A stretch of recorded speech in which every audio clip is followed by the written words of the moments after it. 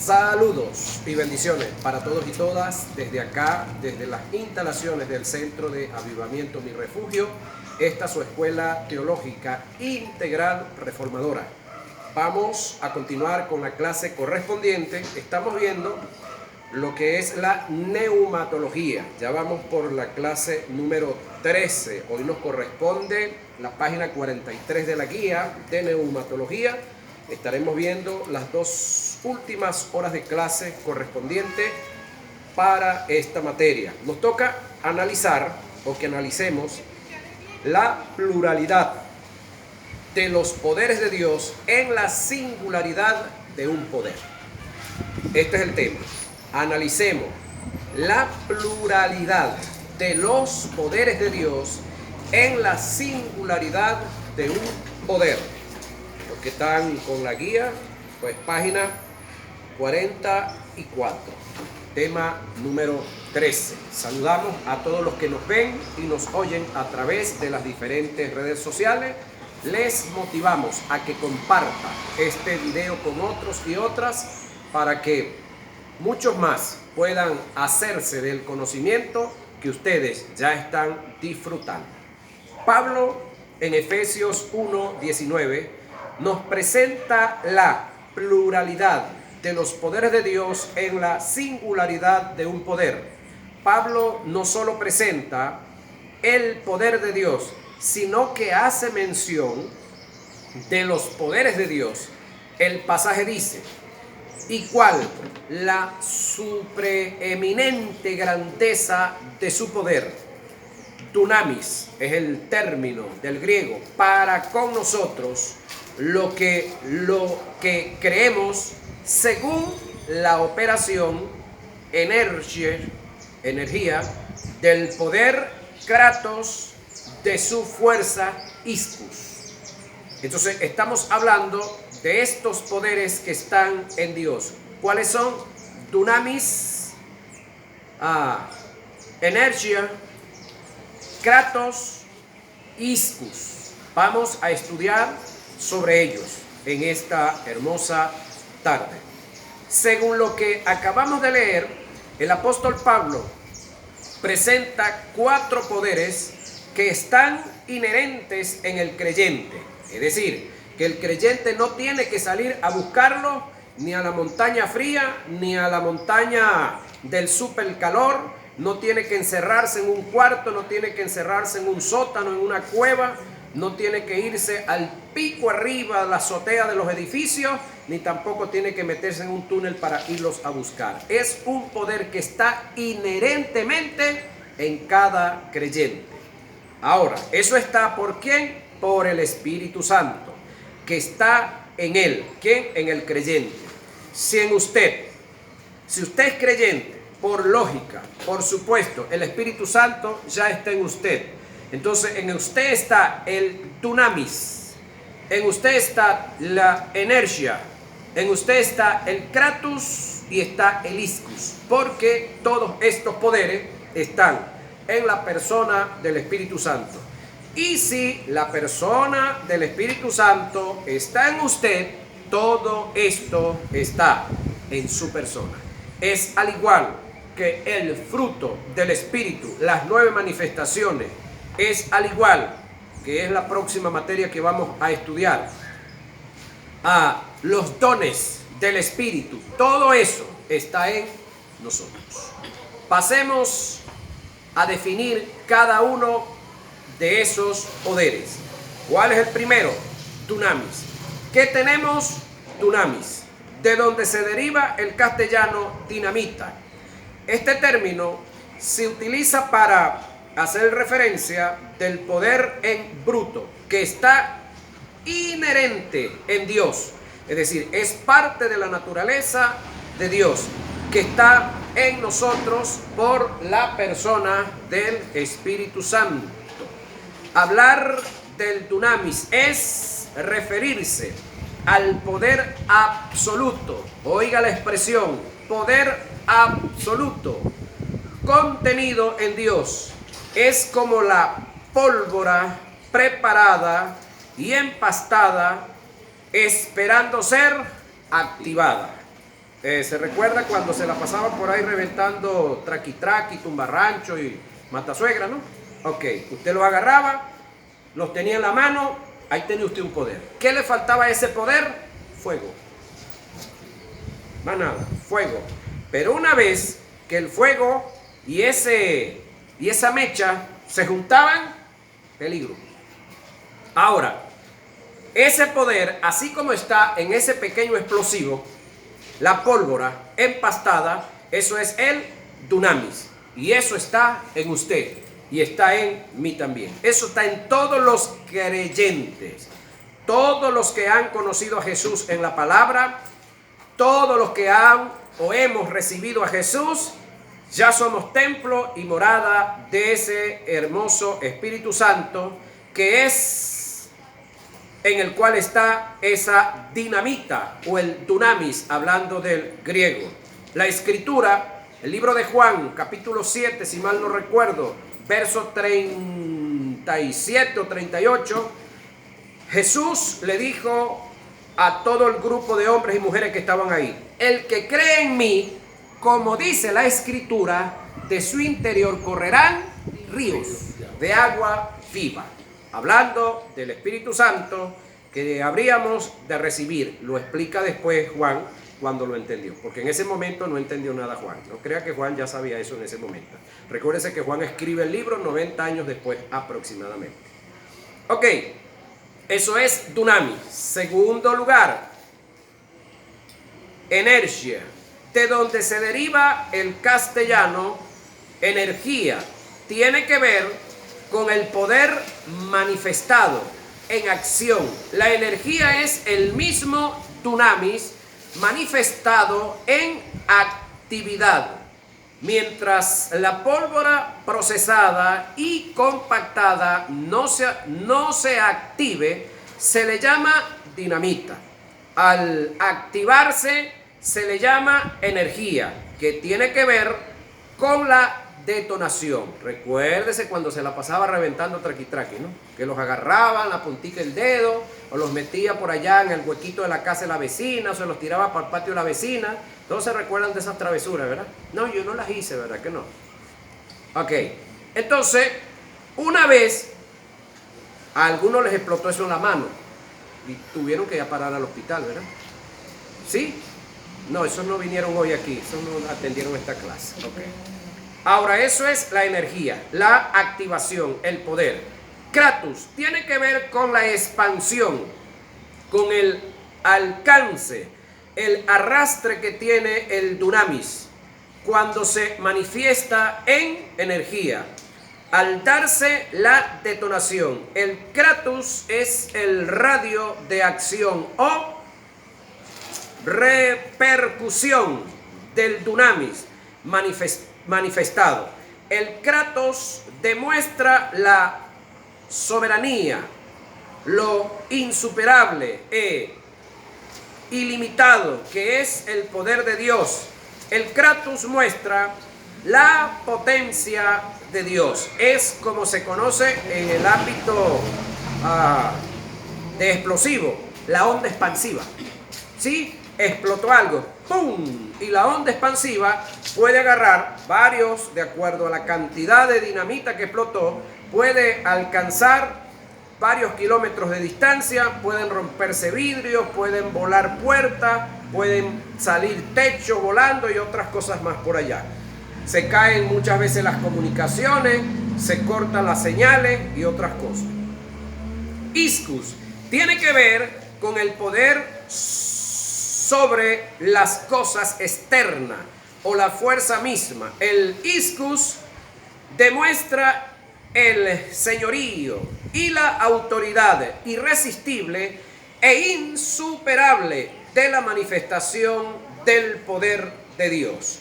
El iscus en su manifestación física refleja lo fuerte que es Dios.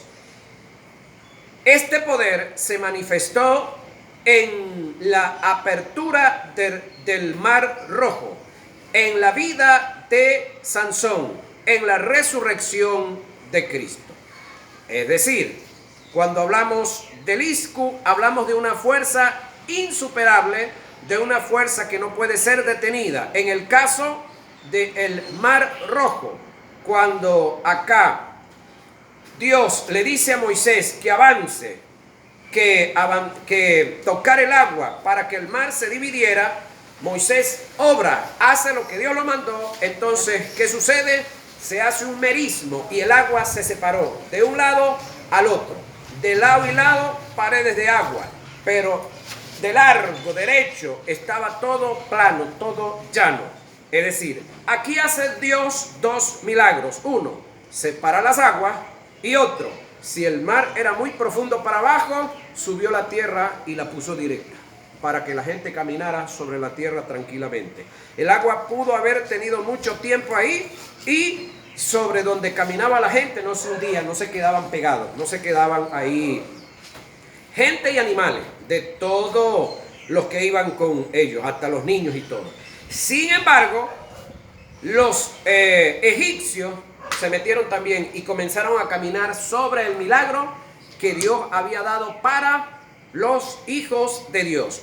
El detalle está que al final de el evento, los hijos de Dios cruzan al otro lado, son liberados por Dios a través del milagro, y el mismo milagro, vuelto atrás, entonces aplastó para siempre al ejército egipcio que se atrevió a entrar por el camino donde solamente caminaban los que Dios había destinado.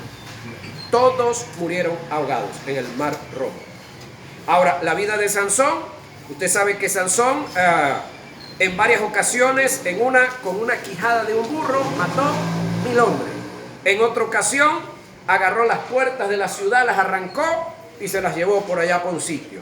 En varias ocasiones lo amarraron de diferentes maneras y se liberó de una forma sobrenatural. No eran las fuerzas de él, hasta que, bueno, abrió la boca y confesó lo que no debía confesar. Ahora, en la resurrección de Cristo, también ese poder, Iscus, se movió de una forma como lo es, de una forma sobrenatural. ¿Qué sucedió? Bueno, Jesús, espiritualmente separado de Dios, Dios separado de Jesús, el Espíritu Santo baja hasta el infierno para sacar de allá a Jesús, y comenzaron los poderes satánicos a moverse de un lado al otro, a tratar de impedir que eso se diera, pero se dio lo que nunca se había dado. ¿Qué es lo que nunca se había dado? Que uno que entró al infierno, lugar de tormento, haya sido sacado de allá. Eso nunca había sucedido. Sucedió y se dio esa gran bendición para Jesús, que luego esa gran bendición vino y nos arropó y nos arropa a nosotros también. Entonces, reitero y recuerdo, el dunamis, la energía, el kratos y el iscus están en la persona del Espíritu Santo. Es el tema que venimos desarrollando acerca de la vida de la neuma. Neuma es neuma. ¿Qué es el neuma? Espíritu. Logía, ciencia. ¿Cuál es el tema que venimos desarrollando? Vuelvo a preguntar. Neuma, espíritu. Sí, refiriéndonos al Espíritu Santo. Neuma del griego, neuma, espíritu. En el caso del Espíritu Santo, ok, todos estos poderes están en el Espíritu Santo. Y si el Espíritu Santo habita y vive en nosotros, pregunto, ¿estos poderes los dejó en un lado y se vino solo, o se vino y está dentro de nosotros con todos estos poderes? Está con nosotros. Ajá, entonces todos estos poderes están en nosotros. No tenemos que irlos a buscar a punta de ayuno, de oración y de vigilia.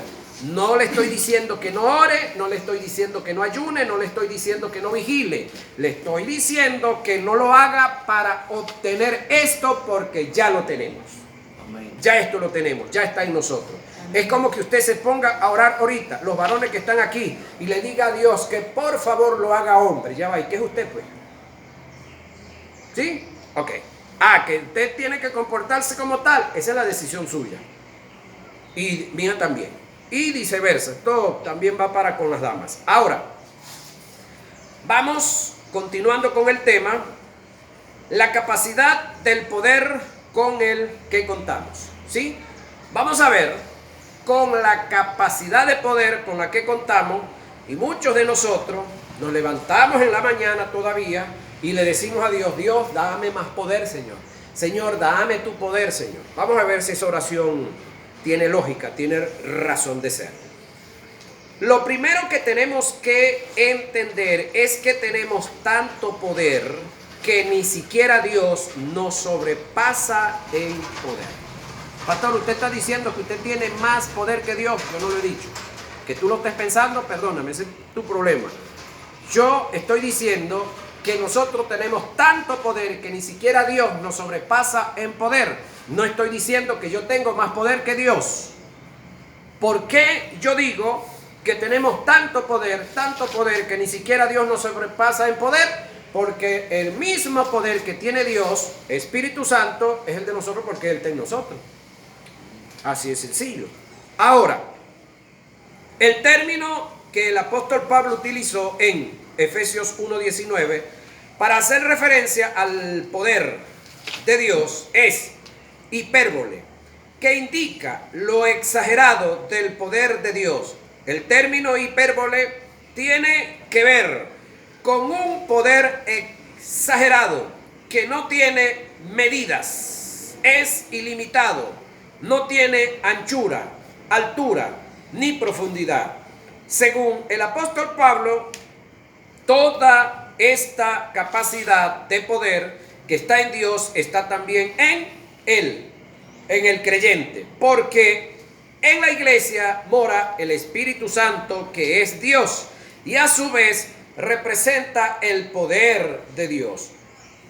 Miqueas 3:8, Lucas 4:14 y 24:49, y Hechos 1:8, donde dice: pero recibiréis poder cuando haya venido sobre vosotros el Espíritu Santo. Porque a esta altura de la vida los discípulos no tenían el Espíritu Santo. ¿Ya habían nacido de nuevo? Sí, pero Jesús estableció en su soberanía, juntamente con el Padre y juntamente con el Espíritu Santo, ellos establecieron en su soberanía que no podía Jesús actuar junto al Espíritu Santo mientras estuviera en la tierra. ¿Eso está establecido en la palabra? Sí. Jesús un día les dijo a los discípulos: les conviene que yo me vaya, porque si yo no me voy, el Espíritu no va a venir, no llegará, no estará aquí. ¿Por qué? No me pregunte. Yo no era el consejero de Jesús ni el que le decía cómo iba a hacer las cosas. Sencillamente lo establecieron así. Entonces, una vez que yo me vaya, pues les enviaré, ¿sí? O el Padre lo enviará en mi nombre, por supuesto, en una unidad monolítica entre los tres. El enviado, el Espíritu Santo. ¿Quién lo envía? El Padre. ¿En nombre de quién? De Jesús. Los tres siempre trabajando. Nunca han estado separados para efectos de trabajo y de hacer. Ellos lo establecieron así. Entonces Jesús le dice a los discípulos: pero recibiréis poder cuando haya venido sobre vosotros el Espíritu Santo, y me seréis testigos en Jerusalén, donde habitaban, en Samaria, los vecinos, y en toda la tierra. Y hasta aquí, a miles, cientos de no sé cuántos kilómetros hay de Jerusalén aquí. Aquí llegó ese mensaje, aquí llegó ese atestiguar, ese testimonio llegó y nos alcanzó a nosotros también. Aleluya, gracias a la persona del Espíritu Santo.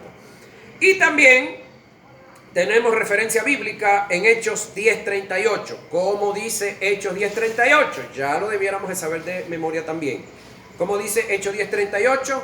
¿Cómo Dios ungió con Espíritu Santo a Jesús de Nazaret? ¿Quién ungió? Dios. ¿A quién ungió? A Jesús. ¿Con qué ungió? Con Espíritu Santo. Y este anduvo haciendo señales, sanidades y milagros, porque Dios estaba con él. El término Dios ahí no es Jehová ni es Jesús. El término Dios ahí en Hechos 10:38 se refiere a la persona que ungió, al personaje con que ungieron a Jesús. ¿Quién es ese personaje? Permiso. Eso es correcto, muchachos. Entonces, me gustaría si alguien me pudiera buscar a Miqueas 3:8. Aquí lo tengo. Dele. Yo, en cambio, estoy lleno de poder, Ajá. lleno del Espíritu del Señor. Ajá. Estoy lleno de justicia y de fuerza, para denunciar con valentía el pecado y la rebelión de Israel. Ok. Ese era el profeta Miqueas. Ahora, escúcheme. En el Antiguo Testamento, el Espíritu Santo venía de vez en cuando y de cuando en vez. ¿Sí? Pero ahorita, en este tiempo, el Espíritu vino en Hechos capítulo 2 y se quedó con nosotros. Ahora, que no lo tomamos en cuenta, como en este caso, Miqueas, que de vez en cuando y de cuando en vez venía él, ya ese es problema de nosotros, ya no es culpa de Dios. Por lo tanto, en nosotros está, reitero, el dunamis, el energy o la energía, está el kratos y está el iscus, es decir, todo el poder de Dios está en nosotros. Por lo tanto, en la mañana cuando usted se levanta o apenas usted se despierta, usted no debe de decirle a Dios, Señor, dame poder. No, usted debe de decirle, Señor, gracias, porque tengo tanto poder que el mismo poder que tú tienes lo tengo yo porque tú habitas en mí. Amén. Eso usted debe de predicárselo y enseñárselo a usted y recordárselo al diablo también. ¿Sí? Que el que lo venció a él, finalmente en el infierno, porque no fue en la cruz del Calvario como nos lo han mal enseñado, que el que lo venció y lo derrotó finalmente en el infierno está en usted, vive y mora en usted, porque la persona que bajó a resucitar a Jesús del infierno, ¿quién fue? El Espíritu Santo. Entonces la victoria se la adjudicamos a Jesús en cuanto a la salvación, en cuanto a la libertad, en cuanto a aperturar la gracia. Pero la victoria de la resurrección de Jesús la tuvo el Espíritu Santo. ¿Y ese Espíritu Santo a dónde vive? En usted. Y usted llorando y pidiendo más poder. O queriendo arrinconarse por allá 10 días, 20 días, 40 días para ayunar, para recibir el poder que ya usted tiene. Pregunto, usted de mañana en adelante, usted mañana se levantará y se declarará en ayuno. Voy a hablar con los hombres primero. Usted mañana se levantará y se declarará en ayuno para que Dios lo haga ser un hombre. No. ¿O va a disfrutar ser un hombre? Ok, entonces de la misma manera, usted tiene que disfrutar la vida del Espíritu Santo que esté en usted. Y viceversa para las damas también. Entonces, no necesitamos ir a un sitio, no necesitamos hacer grandes sacrificios. Escúcheme, lo que necesitamos, señoras y señores, es conocer. Amén. Amén. Y aceptar lo conocido, porque el otro problema es que ya conocemos. Amén. Amén. Pero si no aceptamos lo conocido, ¿qué vamos a hacer? Entonces vamos a estar como el muchacho que bajó del campo y cuando está la alcabala, detienen al vehículo, mandan el oficial le pide la cédula a todos. Hay uno que dice, no la tengo, se me perdió. Y entonces cuando le dice, deme el número de cédula, le dice al muchacho, se me perdió contigo la cédula. ¿Cuántos saben que tenía cédula el tipo?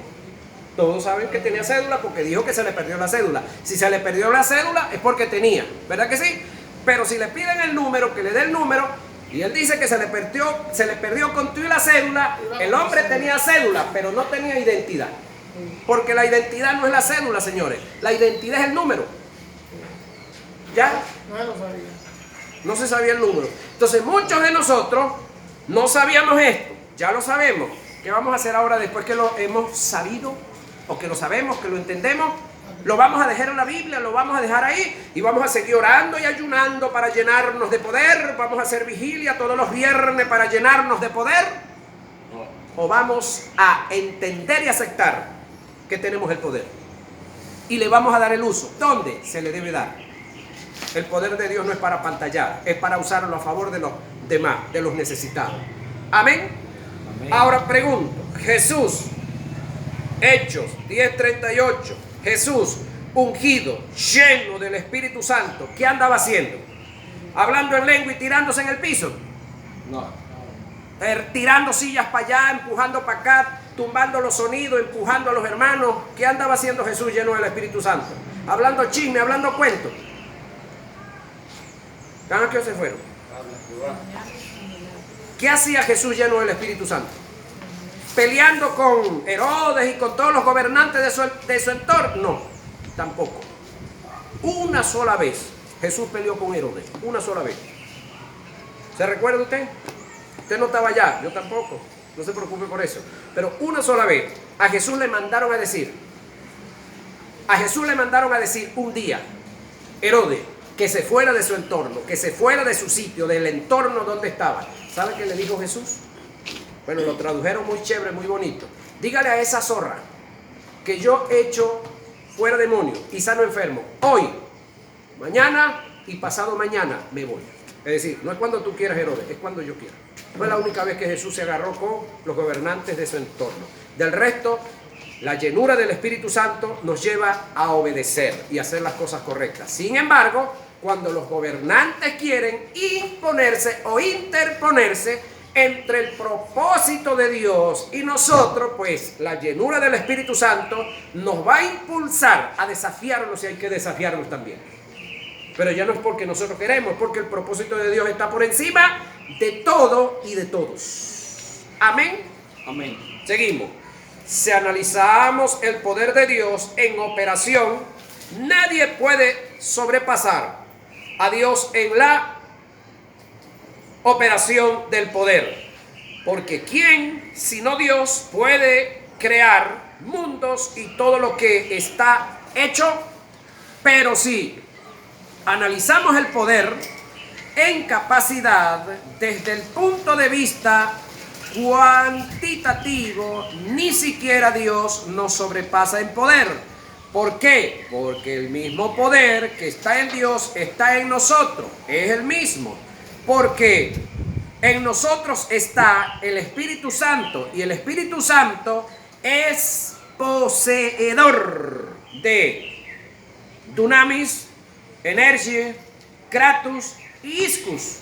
Todo eso está en el Espíritu Santo. ¿Y a dónde vive el Espíritu Santo? ¿A dónde vive? ¿En usted? Ahora, y el Espíritu Santo es Dios. Y en Él, y Él es el poder de Dios. Es más, el Espíritu Santo es el brazo ejecutor de Dios. Todo lo que hay que fue hecho de lo que no se veía, no fue Jehová Dios el que lo hizo en cuanto a la realidad de hacerlo, ni fue el verbo. El ejecutor fue la persona del Espíritu Santo. El salmista David lo dice: mis entrañas la hicieron tus dedos. Es decir, los mundos que hoy usted ve, es decir, uno de las grandes maravillas que tiene la nación, creo que una de las grandes maravillas, de las más hermosas que usted ha visto cada rato, es el famoso Salto Ángel, ¿verdad que sí? Y después para acá hay otros varios por ahí, pero son más pequeños. Aquí en Lara tenemos ¿cómo se llama? La Cascada del Vino. No sé si usted ha ido por allá alguna vez. No han tenido ese privilegio, no. Yo he llegado cerquita, 15 minutos. Bueno, ese enorme salto de agua, ¿quién lo hizo? El Espíritu Santo. Toda la hermosura de esta nación, ¿quién la hizo? El Espíritu Santo. ¿Usted alguna vez se ha visto en un espejo? Usted de repente ahorita está un poquito aporreadito, pero tiene para atrás 30 años. Esa hermosura que usted veía hace 30 años, ¿quién cree usted que la hizo? ¿Quién la preserva?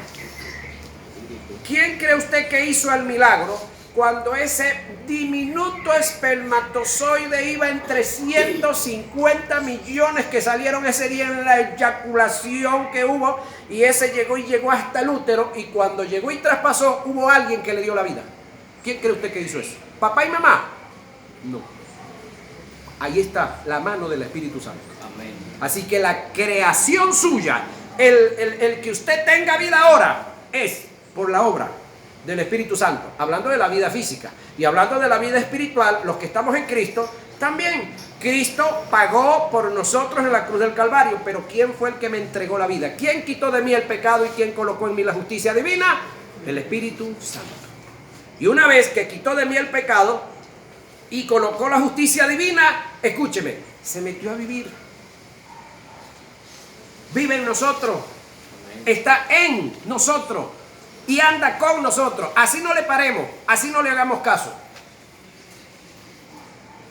Ahora, según todo lo que hemos enseñado acerca de los poderes de Dios y nuestra capacidad de poder, como receptores de ese poder, no necesitamos más poder, ni pedir poder. Lo que tenemos que hacer es descubrir cómo desatar y ejecutar. Es decir, usted tiene en la mano ¿cómo le digo? El cohete. ¿Cómo hacemos para que la gente se alegre con ese cohete? O el otro explosivo pequeño. ¿Cómo hacemos para que la gente se alegre con ese? Hay que buscar los fósforos, hay que buscar el yesquero, hay que ponerle candela y hay que ponerlo en un sitio adecuado. Porque si explota encima de la gente, el cohete va a hacer daño. ¿Sí? Si explota muy cercano, pues le va a aturdir los oídos a muchos. Pero si explota en un sitio adecuado, en el momento que se espera, que todo el mundo está pendiente, algunos le ponen los dedos ahí, pero están ahí contentos de ver la explosión y luego que explotó, la alegría y todo eso, bueno, es parte de un instrumento que se usa para diversión y para muchas otras cosas más. Estuve por allá en un pueblo de Oriente, donde en una semana común normal, yo escuchaba un cohete de vez en cuando, ¡pum! ¡Pum! De vez en cuando, y preguntaba, ¿y eso es qué? Eran los narcotraficantes, diciendo la señal cómo y de dónde van a mover las cosas. No sabía eso. Tenemos un policía que debe saber algo de eso. Ok. Es el testigo interno. ¿Quién? El Espíritu Santo, señoras y señores, es el testigo interno. Hechos 20, 23. Es decir, dentro de usted hay un testigo que Dios tiene, que le conoce bien, que sabe todos sus movimientos, que sabe todos sus pensamientos y que en él hay algo que se llama presciencia, es decir, conocimiento anticipado, y que sabe si tú vas a fracasar mañana, pero no te preparó para que fracases mañana. Sabe porque hay un conocimiento anticipado. Y sabe que si tú fracasas mañana es porque lo ignoraste a él, es porque no le paraste a él, es porque de repente no le conoces o no le conocía, pero ahora después de conocerle ya no hay excusa. Ya si sigues cometiendo errores y caes en algún garrafal es porque no le has parado como debieras de pararle a él, porque el Espíritu Santo está con nosotros como consolador. Ahora, ese término consolador no solamente tiene que ver con el que me consuela después de que pasé por el problema, no. Él está para prevenir los problemas, cualquiera que sea, pero yo debo de estar atento y pendiente a él. Tengo que tener algo que se llama comunión, intimidad con él, para que él me anuncie y me diga, por ese camino no, ese negocio no te conviene, esa amistad rechácela, no se inscriba en esta materia, no asuma este negocio, por aquí hay una trampa que le están preparando en esto. Es decir, el Espíritu Santo conoce todo, es omnisciente. Por lo tanto, si nos dejamos guiar por él, jamás el fracaso será parte de nuestra vida. Por eso él es el testigo interno. Hechos 20, 23, vamos a ver cómo dice. En el antiguo pacto, Dios dirigía a los hombres a través de los sentidos físicos. Ellos, para poder captar el mensaje de Dios, tenían que ver y oír, tocar, oler. Dios no podía tener comunión con ellos en el espíritu porque estaban muertos espiritualmente. En el Antiguo Testamento, señores, los hombres necesitaban de vellones, nubes, columnas de fuego, zarza ardiendo, tumín y urín. Es decir, una cantidad de cosas de las cuales Dios se valió para tratar con los hombres en el Antiguo Testamento. ¿Qué es vellón? Vellón, un pedazo de cuero que por un lado está limpio, no tiene pelo, y por el otro lado tiene vellos, pelo. Entonces lo ponían en el agua, en la tierra, boca abajo, los pelos para arriba y el cuero pelado para abajo. Y entonces le decía el hombre: Señor, si amanece arriba mojado y todo alrededor amanece seco, pero el vello amanece mojado, yo sé que tú me estás hablando. ¿Ven? Lo dejaban la noche y si otro día iban y lo revisaban, todo el pelo mojado, todo lo exprimían y echaba agua. Pero debajo de él y alrededor todo estaba seco. Esa era una. Después le daban la vuelta. Señor, sí, y lo tiraban allá. Señor, si amanece el vellón seco, pero todo está mojado alrededor, todo mojado, pero él está seco, Señor, tú me estás hablando. Esa era una de las formas, con ese tal vellón.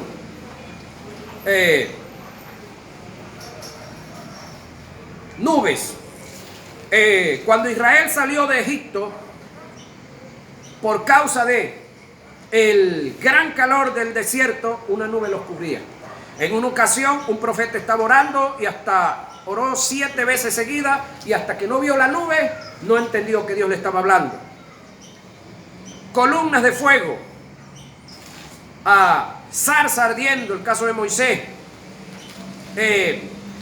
Tumín era algo así como unos dados, y Urín, algo parecido, donde echaban suerte.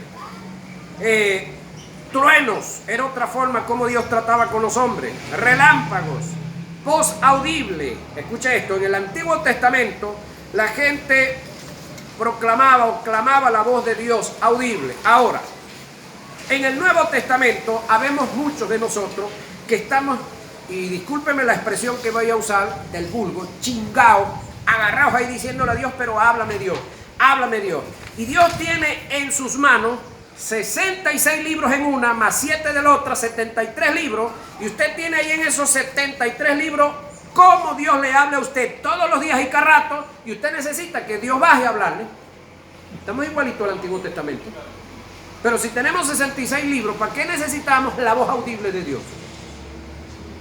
En esos 66 libros está el propósito de Dios, están los planes de Dios, está la dispensación en la cual usted se está moviendo y el sacerdocio en el cual usted está también. Ahora, en el Antiguo Testamento, ellos no tenían percepción espiritual. ¿Qué no tenían? Percepción espiritual. ¿Por qué no tenían percepción espiritual, señoras y señores? Porque no eran espirituales. Pero ahorita en el Nuevo Testamento sí somos espirituales. Amén.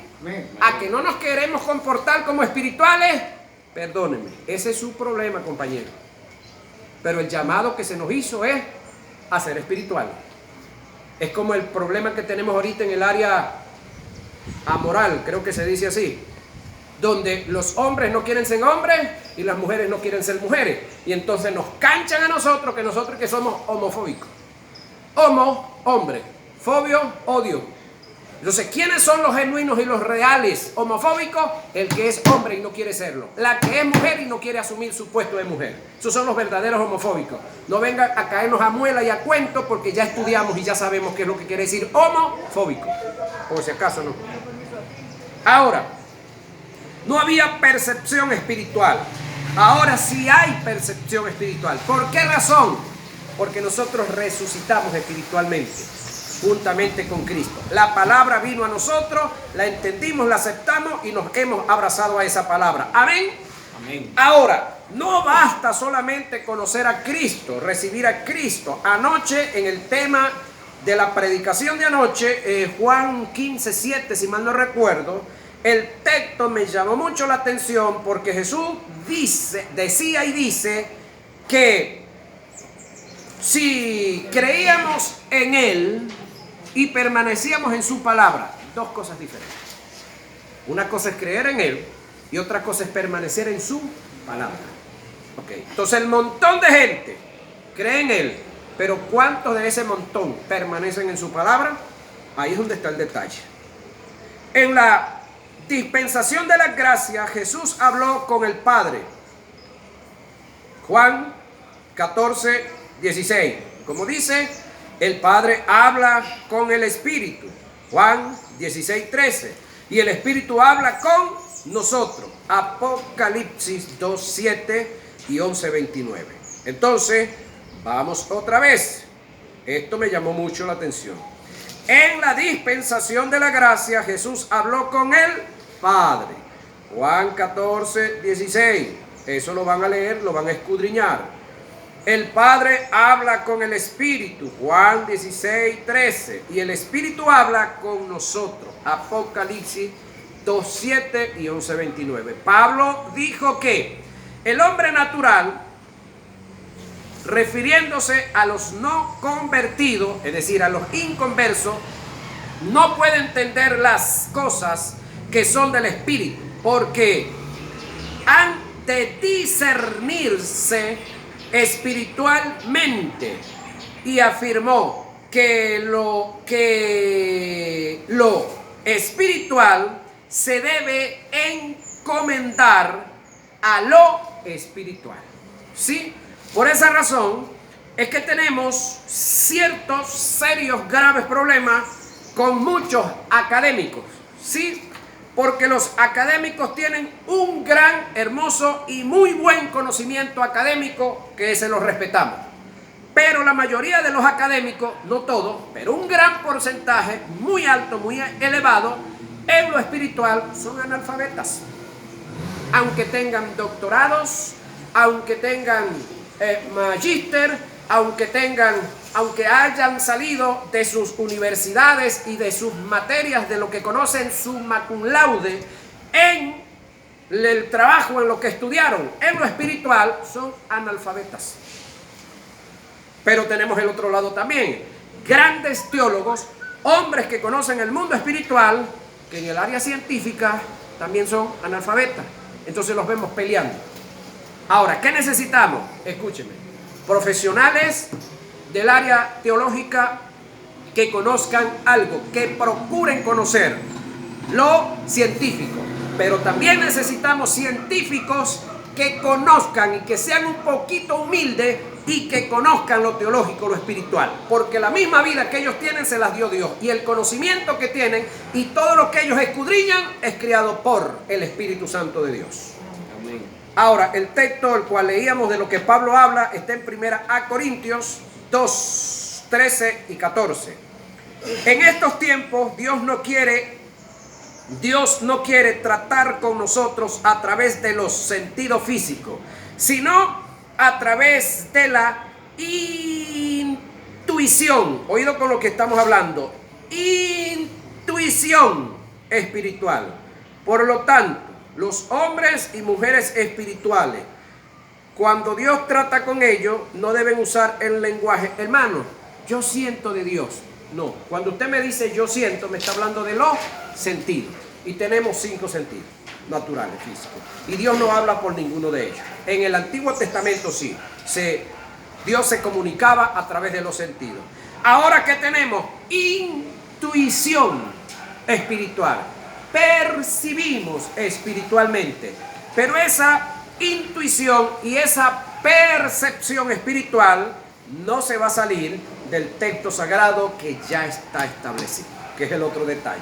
No, hermano, Dios me reveló por el Espíritu, pero todo lo que te están diciendo está fuera de la Biblia. Eso sucede cuando tenemos hombres que se creen espirituales, pero no lo son, y menos son bíblicos. Porque cuando un hombre es bíblico y el Espíritu le habla, debe estar clarito que lo que el Espíritu Santo le va a hablar, se lo va a hablar de acuerdo a las Sagradas Escrituras que ya quedaron establecidas para estos tiempos. Y que de paso, ¿quién inspiró a los escribientes de las Escrituras? El mismo Espíritu Santo. Por lo tanto, Él no va a ir en contra de lo que ya Él mismo estableció. Intuición espiritual, de espíritu a espíritu, habla Dios. Hay que entender que quien trabaja a través de los sentidos físicos es el diablo. Oído con lo que vamos. Quien trabaja ahorita con los sentidos físicos del hombre es el diablo. Un creyente que esté tentando a Dios con vellones, escuche esto, está entrando en el terreno de lo físico y fácilmente puede ser engañado por Satanás. Hablando de estos tiempos, señoras y señores, no es tiempo de estar pidiéndole a Dios confirmación, No es tiempo de estarle pidiendo a Dios o echando vellones. No es tiempo de estar con tumín y urín. Es tiempo de conocer la Biblia y a través del conocimiento de la Biblia tener una relación íntima con el Espíritu Santo. Vamos cerrando el tema. El Espíritu Santo es el testigo interno que nos dará testimonio en lo más profundo de nuestro ser acerca de los asuntos de Dios. Por esta causa debemos aprender a desarrollar el sentido espiritual para poder escuchar y captar la voz del Espíritu Santo. ¿Se recuerdan ustedes que yo les dije que todas las cosas funcionan bajo un sistema? Ok. Cuando usted como músico se pone a usar un instrumento, por decir algo el 4, usted va a desarrollar el oído musical. Y entonces, y aunque usted no toque 4 y otro está tocando, usted se va a dar cuenta que ese hombre está tocando fuera de tono y el que está cantando está fuera de tono. ¿Sí? Porque usted desarrolló el oído musical. Lo espiritual es igual. ¿Sí? Es decir, cuando alguien se pone a predicar de aquí para allá y usted es un hombre espiritual y la persona comienza a hablar y hablar de acá, usted va a juzgar lo que él está diciendo de acuerdo a lo que está escrito y usted fácilmente va a saber si ese hombre está fuera de la Biblia o está dentro de la Biblia. Y ya.